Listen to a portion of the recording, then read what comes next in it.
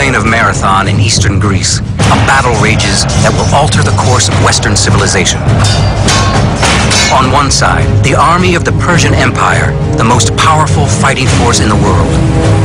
On the other side, the army of Athens, half its size, led by the famed Greek general Miltiades. This is a battle of military brilliance in the face of overwhelming odds. A battle for the future of Greece and for the supremacy of the ancient world. Two civilizations are about to collide. East meets West on the plains of Marathon.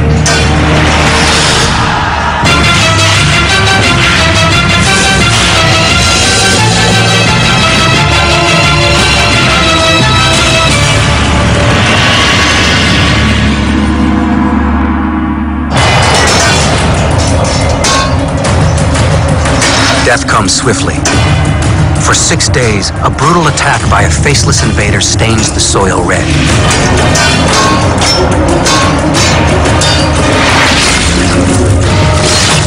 Those not butchered are enslaved. The aggressors are the heavy infantry of the mighty Persian Empire.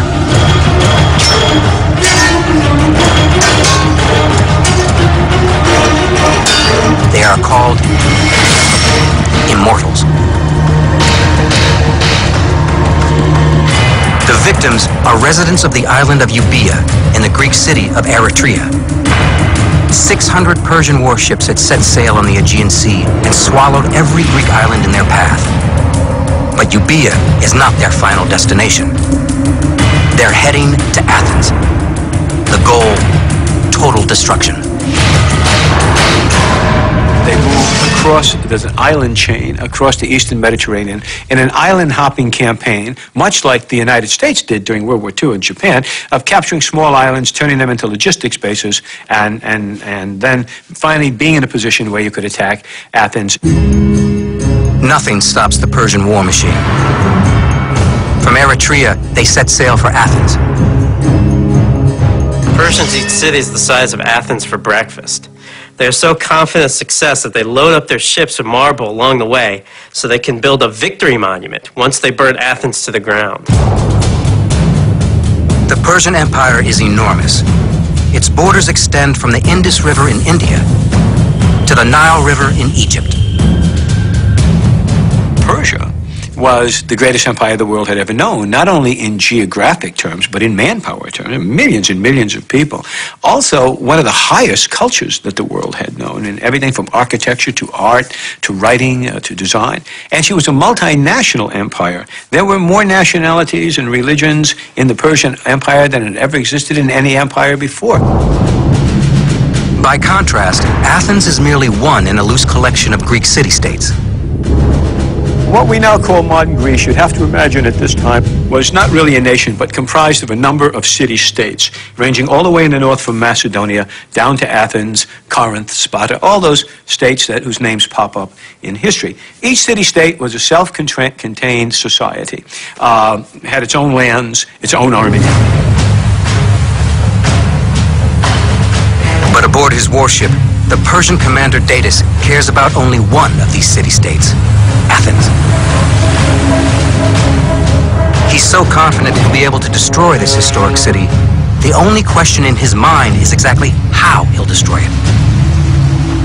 He can either attack Athens directly from the sea, is one possibility. This is a bit difficult. Athens is walled, and an amphibious assault from the sea against opposition is pretty iffy business.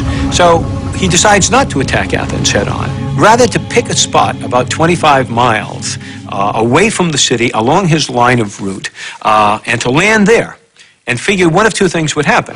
Either the Greek army responds and comes out to meet him, or he would land, assemble his army, and simply march on to Athens from the ground. So given the choice between the land campaign or an amphibious landing of Athens itself, he chooses the land campaign. Datis directs his fleet of 600 ships about 26 miles away from Athens, at Marathon. He moors his ships in Marathon Bay and disembarks on the skinniest beach. The Persians then make camp on the northeast side of the plain, next to the Great Marsh.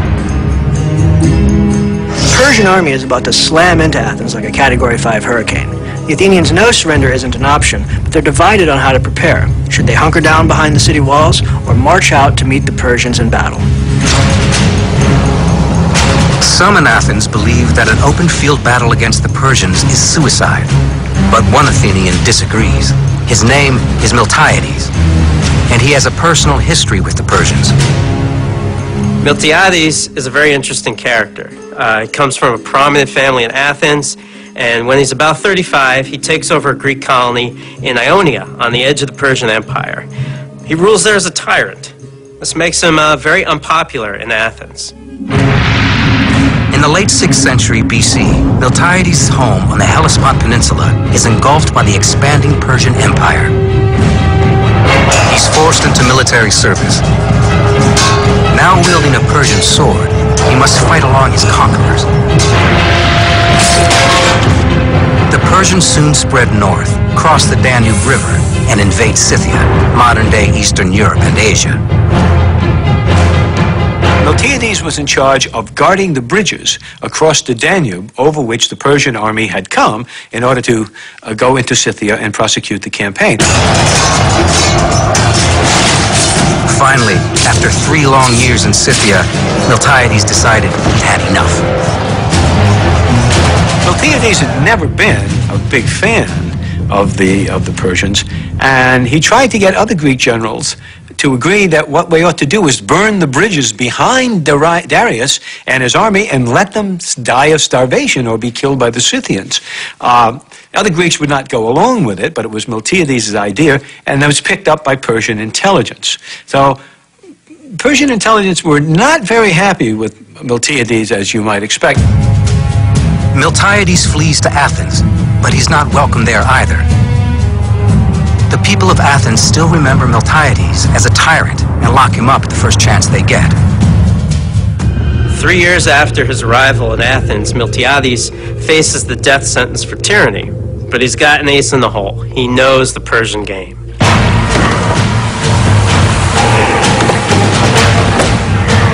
And the Persians are on their way, looking to destroy Athens. The Athenians not only spare Miltiades' life, they make him a general. But Miltiades has to wonder which fate is worse, execution or being hacked to little bitty bits by the Persian warriors. Miltiades chooses to face the Persian blade, and rather than hide behind the walls of Athens, he wants to meet the Persians on the battlefield. But the final decision on whether to fight is not his to make. Athenian democracy extends to the army too. So when an argument erupts over what to do at Marathon, the Council of 10 generals must decide what to do. Attack now, or retreat and try to get help from other Greek city-states. The vote is 5-5. The tie-breaking vote falls to a man named Callimachus. He is the polemarch. It's a ceremonial position in the Athenian army. Miltiades makes an impassioned case to Callimachus, saying, "It's up to you whether Athens is reduced to slavery or rises to become the greatest of all the Greek city-states." He explains that failure to fight now will shatter the democracy along factional lines and make them easy prey for the Persians. Callimachus is convinced, and he votes to attack. Miltiades gets his war. He leads the entire Athenian army, roughly 10,000 strong, 26 miles east to the plains of Marathon. The odds are overwhelmingly against Miltiades. The Persian force is colossal. More than twice the Athenian size. 20,000 infantry, 3,000 archers, 2,000 cavalry. Miltiades takes a look at the situation and realizes immediately he's severely outnumbered. He's not only outnumbered, he's outgunned in the sense that there are fairly substantial archer and cavalry contingents. Even if the Athenians can hold back the Persian infantry, they have no way to counter the Persian war horses. It's a massive mismatch. Cavalry is one of the keys to Persian military success. They were one of the first armies to fully integrate horses and heavy infantry for a devastating 1-2 punch, and funnel their enemies into the chomping jaws of their main infantry lines. Miltiades is outnumbered and outgunned. The Athenians have never faced a force like this before. But they have cut their teeth on some of the greatest warriors of the ancient world. For centuries, these two Greek city-states shed each other's blood. But 50 years before Miltiades faces the Persians, a conflict erupts between the Greek neighbors that will ultimately lead to the Battle of Marathon. It's 540 BC, 50 years before the Battle of Marathon. Two Greek city-states, Athens and Sparta, attack each other on the open battlefield. The rivalry between Athens and Sparta is kind of like Michigan versus Ohio State, except with spears. They constantly seek any advantage they can over one another. While most of their battles are, provincial squabbles, one of them gets the Persians involved and eventually leads to the Battle of Marathon. Athens is known as the birthplace of democracy. Sparta, their neighbor to the west, couldn't be more different. Imagine that the U.S. Marines had their own country. That's Sparta. They train constantly, weapons, tactics, armor. It's pretty much all they do.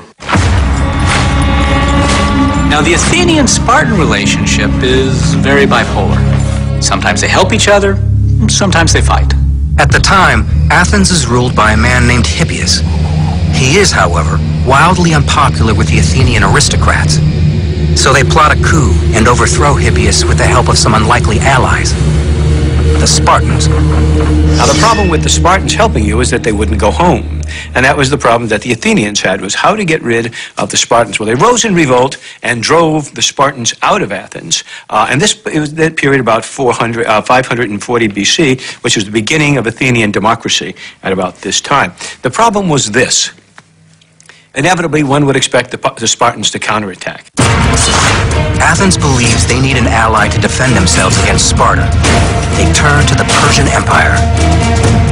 So that's one of the first examples in Greek history of a smaller state trying to ally itself with a larger state, in this case the Persian Empire, in order to protect itself from aggression of another state, in this case Sparta. Athens sends an envoy to the Persian province of Ionia, now modern-day Turkey. At the court of the Persian governor, the envoy asks for Persia's help against Sparta. The Persian governor agrees, but on one condition. The Athenians must make a sacred offer of earth and water. The trouble is, the Athenians don't really understand what the offer of earth and water means. They think they're signing a treaty, just like the treaties they've made in the past with other Greek city-states. But to the Persians, accepting earth and water means they own Athens. It has become their colony. Without understanding what they're really doing, the envoys submit to Persian rule. All of Athens will pay dearly for this mistake. It made no sense to the rational Greeks. I mean, these are the people who invented logic, mathematics, and philosophy. For them, it was just a silly little ritual that really meant nothing. Now, the problem then is the same problem now.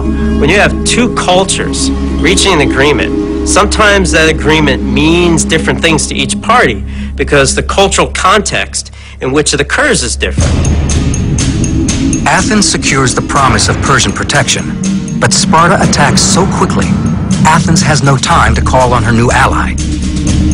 Determined to keep their new democracy, Athenians fight more ferociously than ever. They defeat the Spartan invasion on their own. Now, this is important because Athens had asked the Persians for help, but they don't need it. They defeated Sparta all by themselves.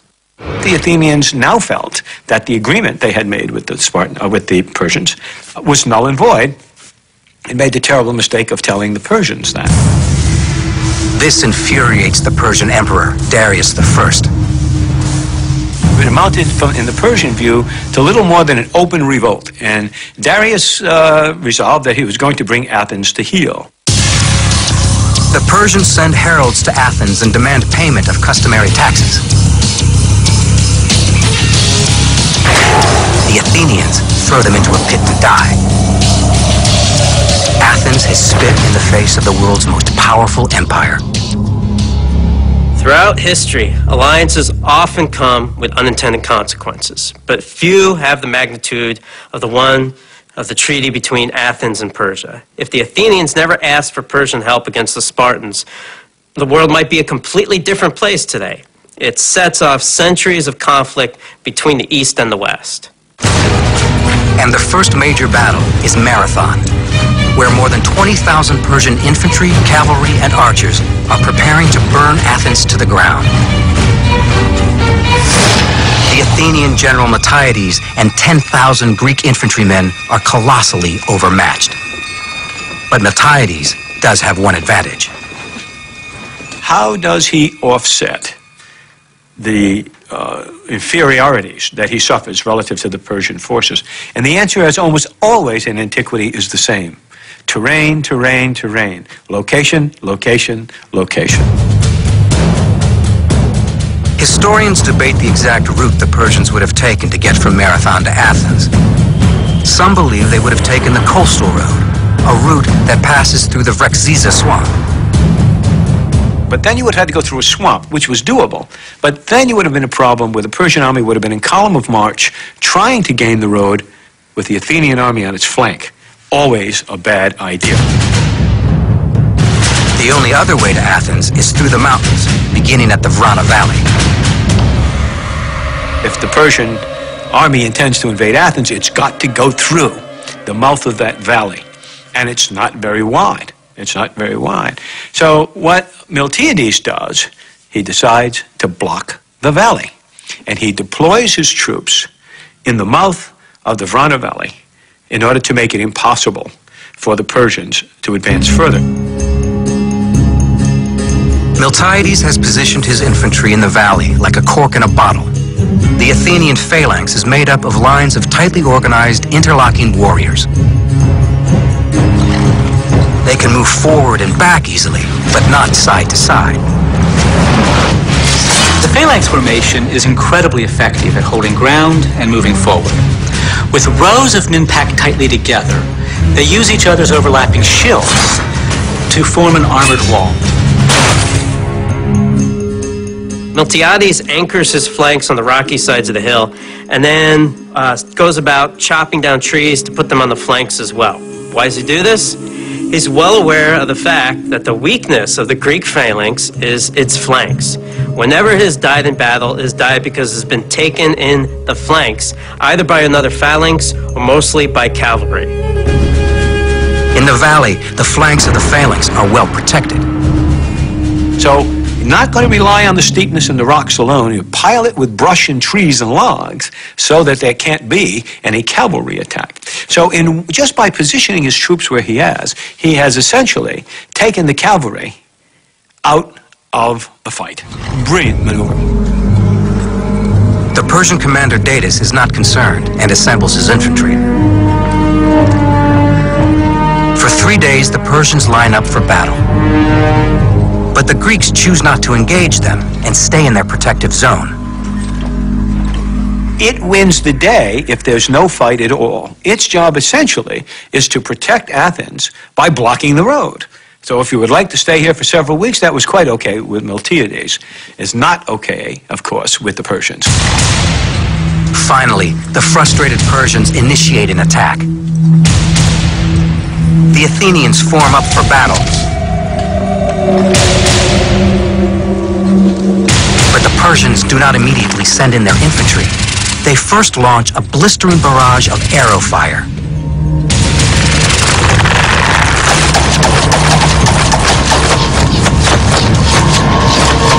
Under a tidal wave of missiles, there is nowhere for the Athenians to hide.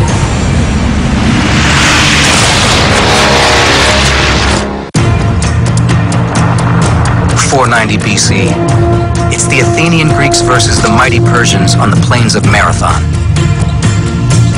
The Persians draw first with a devastating arrow attack.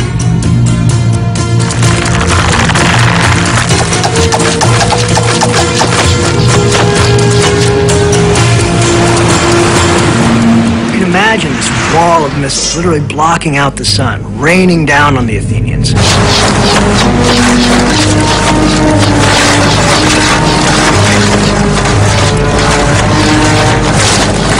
But you know what? The Athenians brushed the arrow fire away like annoying gnats. Thousands of Persian arrows, very few Athenian casualties. And despite being outnumbered 2-1, the Athenians, led by General Miltiades, taunt the Persians. The Persians are on a mission. Break through the wall of Greek soldiers, march to Athens, and burn the city to the ground. Exactly what happens next is up for debate. Every historian has his theory of what went down at Marathon and why. And that's because we only have one real source, the Greek historian Herodotus. The problem is that Herodotus is more like the world's first blogger than an objective historian. He blends events, myths, anecdotes, hearsay into this great story, but nobody in their right mind believes it's all true. So who attacked who first at Marathon and why? Well, from the Athenian position, there's no need to attack anyone. But Datis, the Persian commander, is itching for a fight. After the failed missile attack, there's only one thing for him to do. All that's left is a frontal assault. Now you're going to have to mix it up head-on, one-on-one. 10,000 Persian light infantrymen charge across the Marathon plain. Waiting for them is the Athenian phalanx, a bronze wall of spears and shields.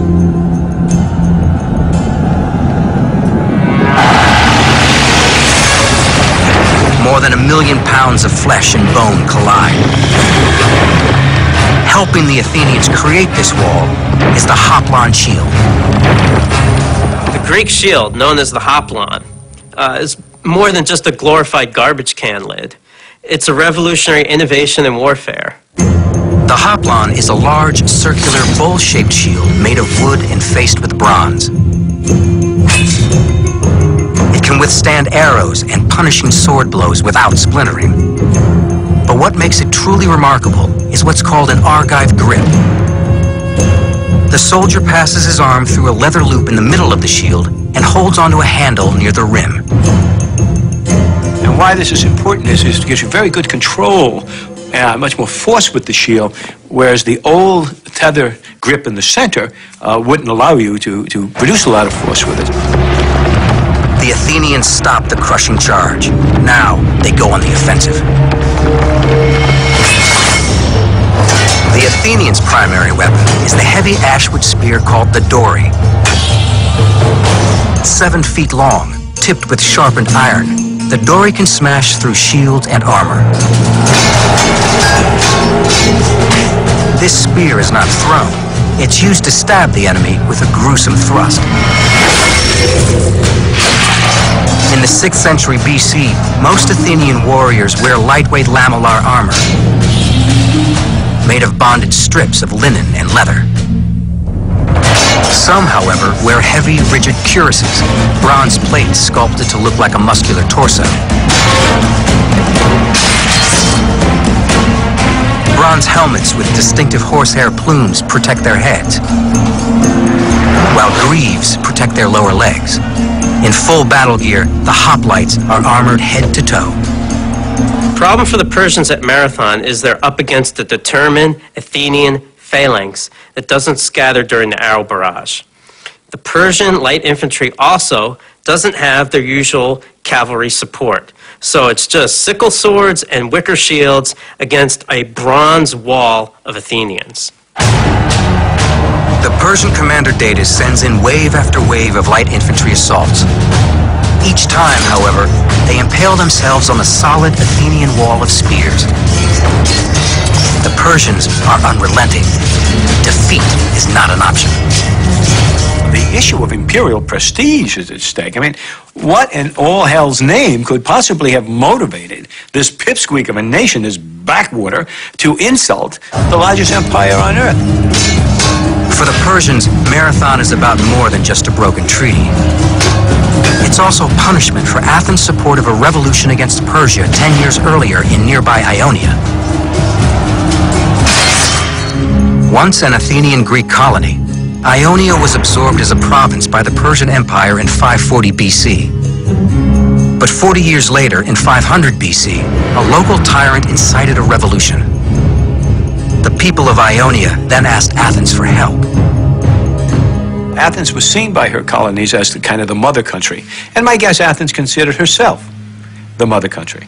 And so when her colonies asked for help, she sent troops. It was a mistake of the first order, to be sure, but that's probably what motivated. Certainly it could not possibly be justified on the grounds of rational self-interest.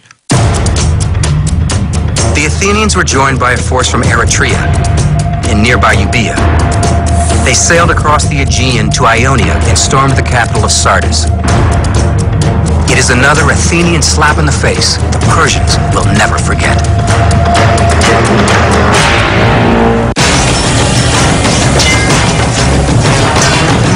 500 BC, 10 years before the Battle of Marathon, the Ionian Revolt has begun. Several Greek contingents, including Athenians, attacked Persian-controlled Sardis, the Ionian capital, and burned the city to the ground. To make matters worse for Persia, at the same time they are fighting wars in India, Egypt, and Scythia. The Ionian rebels score a major blow, but the victory is short-lived. The Persians increase their force levels and begin to suppress the Ionian revolt. The Athenians, knowing that discussion was the better part of valor, went home, as did the Euboeans. And the Ionian revolt simmered on and off for the next 5 years until it finally simmered out and flared out, and Persia recaptured the Ionian coast. But the Persian king Darius is furious. He vows vengeance. Darius calls upon his god to grant him vengeance against the Athenians. He even makes a servant come up to him 3 times every night during dinner and whisper in his ear, "Sire, remember the Athenians." So even while he's dealing with Egypt and wars in India and Scythia, Athenian payback is always on his mind. King Darius attempts to exact revenge on the Athenians in 490 BC at Marathon.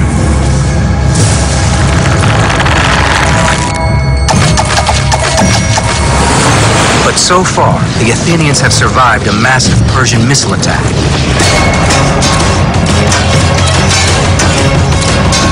And now they are holding fast against the Persian light infantry. General Miltiades has brilliantly positioned his defensive force. The Greek heavy infantry phalanxes are jammed in a narrow opening between the mountains, blocking the path to Athens. The Persians had chosen the battlefield, okay, by landing at Marathon, but the Athenians had chosen the terrain by using it to maximum advantage. And it's an old trick. But an effective one, as the Persian light infantry doesn't even dent the Athenian wall.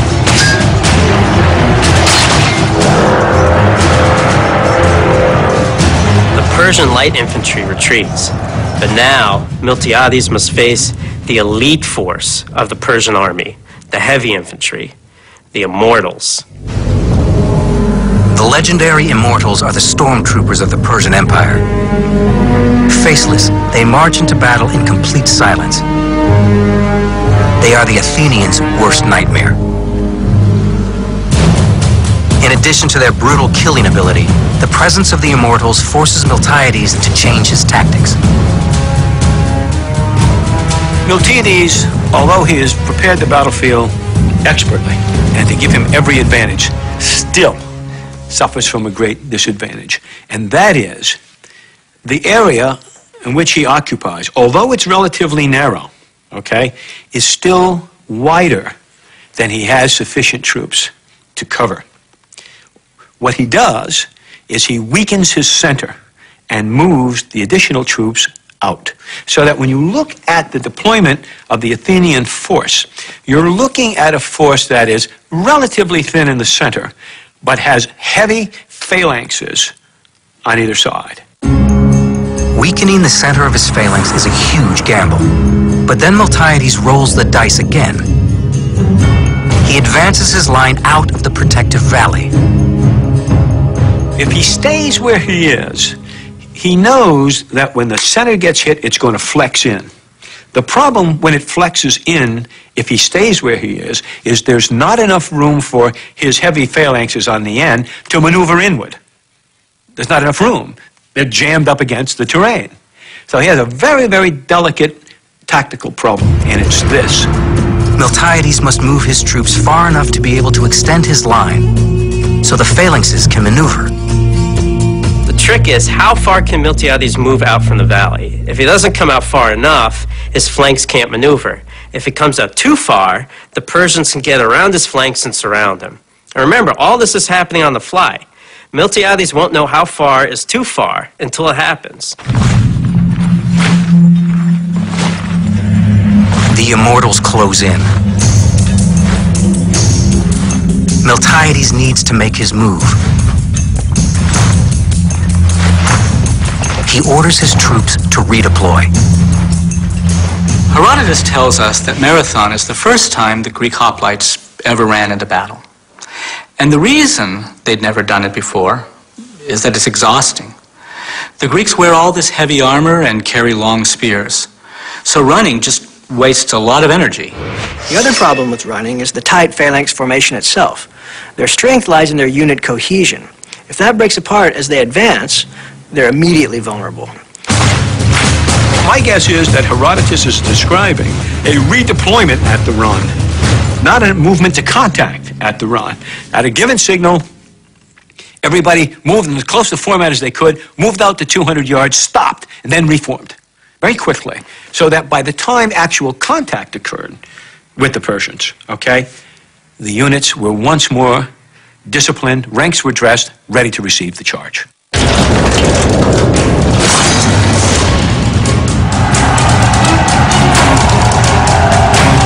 While historians debate many aspects of the Battle of Marathon, most agree about what happens next, an apocalypse of violence.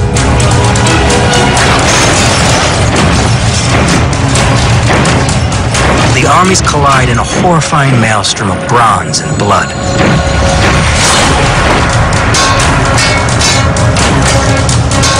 The battle is so intense that some Greeks report crazed visions of ghost warriors who crash through the lines and cut down men at random.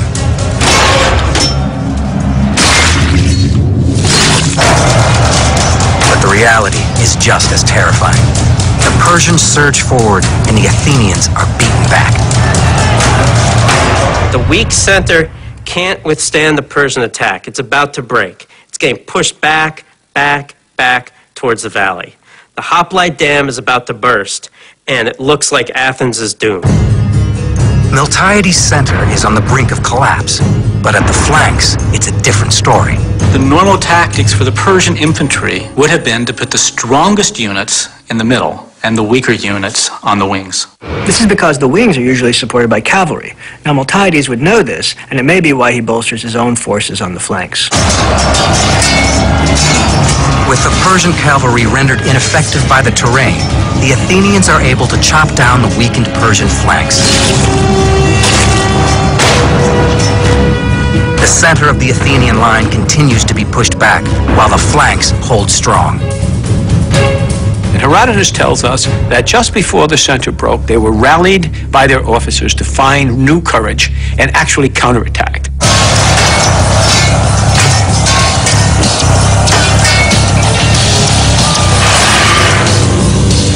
They counterattacked enough to stop the forward movement in the center.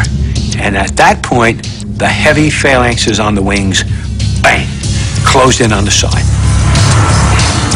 Took them in the flanks, literally had them in the V, and literally slaughtered them. In a daring stroke of military brilliance, Miltiades has completely turned the tables on the Persians.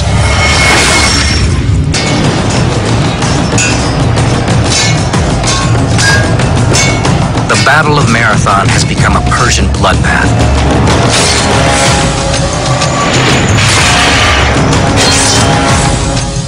While keeping his flanks anchored, the Athenian general Miltiades has pulled the center of his line back, drawing the Persian infantry into a death trap.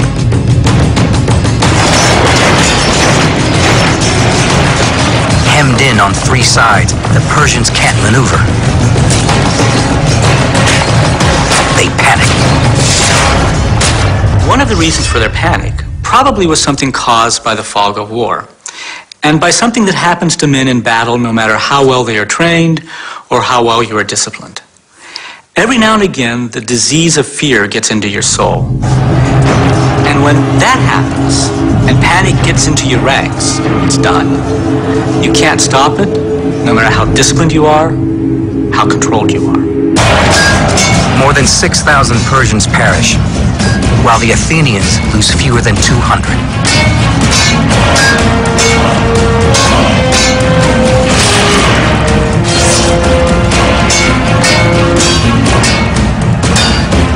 Among the Athenian dead, however, is Callimachus, whose tie-breaking vote pushed the Athenians into battle. Some cite Marathon as the first known example of the pincer maneuver, or what's called a double envelopment.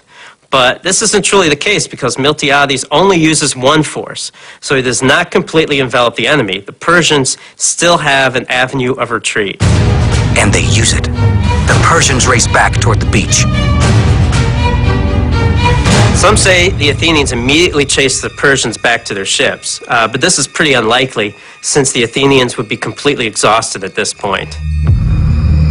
What likely happened is Miltiades and his men rested until they were able to go back on the offensive. It took a considerable time for the Persians to try to grab what's left, their wounded, their horses, and put them try to get them on the boats. It might have taken, several hours, 8 to 10 hours. At some point, the Greeks were rested, and at some point, they reformed, and now they began, pursuit is too strong a word, they began literally marching towards the beach in order to encourage, let us say, the Persians to leave. Fighting breaks out again as the Persian rear guard tries to protect the retreat.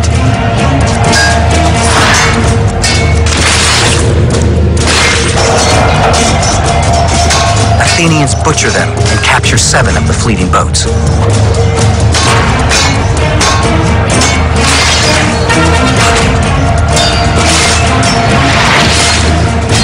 Herodotus recounts a story where a Greek soldier grabs a boat with his left hand and has it chopped off by the fleeing Persians.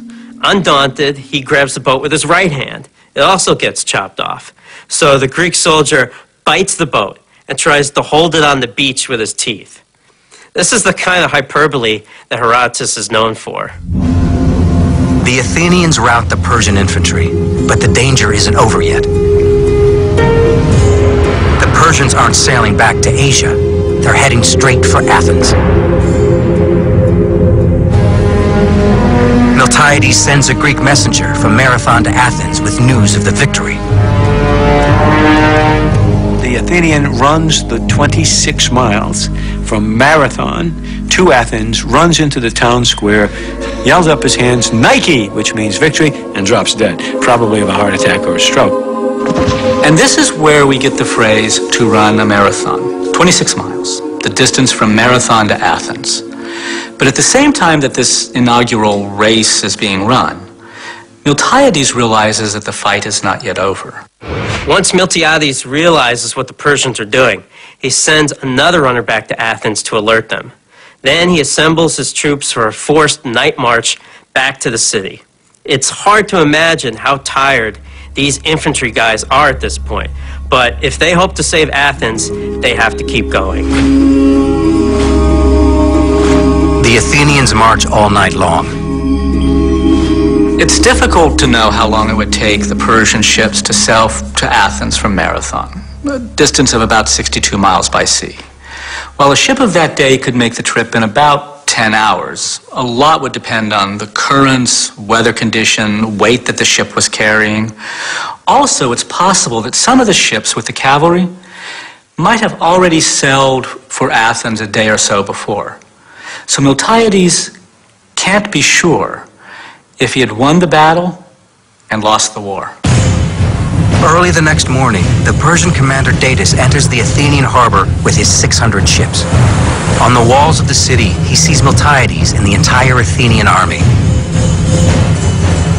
Datis takes one look at this, understands the difficulties involved of carrying out an opposed amphibious landing, decides better of it, turns to the coxswain, turn the boat around.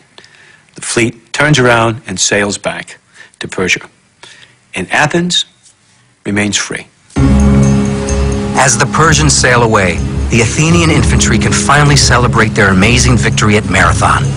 To commemorate the victory, the Athenians build one of the most iconic buildings in human history, the Parthenon, a massive temple to the goddess Athena. Carved into the wall of the Parthenon are 192 figures, one for each of the Athenians slain at Marathon. After the defeat at Marathon, Datis returns to the court of King Darius. Some suggest he's executed for his failure. And while there's no evidence for this, history never hears from Datis again. But what we do know is that Darius was furious. Furious because this pygmy little barbaric state has insulted the great empire of Persia yet again and got away with it. Darius swears in his mind that if he lives long enough, he will have his revenge on the Athenians. As it turns out, of course, he doesn't live long enough. Persian revenge for Marathon falls to Darius' son, Xerxes, who 40 years after Marathon personally travels to Greece to fulfill his father's wishes.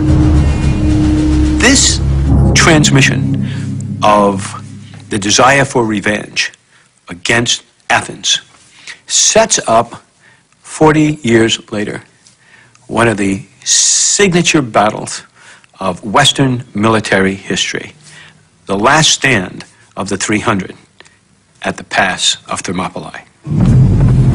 At Thermopylae, the great Spartan commander Leonidas uses the same tactics against the Persians that Miltiades did nearly half a century earlier at Marathon. Marathon itself is one of those moments that is defining in Western history. In fact, it defines what it is to be Western and Greek over against Persian and Eastern. It's not the end of the story. In fact, it's just the beginning of the story. The Battle of Marathon tells the ancient world that Persia isn't invincible. It serves as a battle cry for future rebellions throughout the empire. Greece and Persia will continue to clash on and off for the next 100 years. The struggle catapults Greece from obscurity into the center stage of the ancient world. It all begins on the blood-soaked plain of Marathon.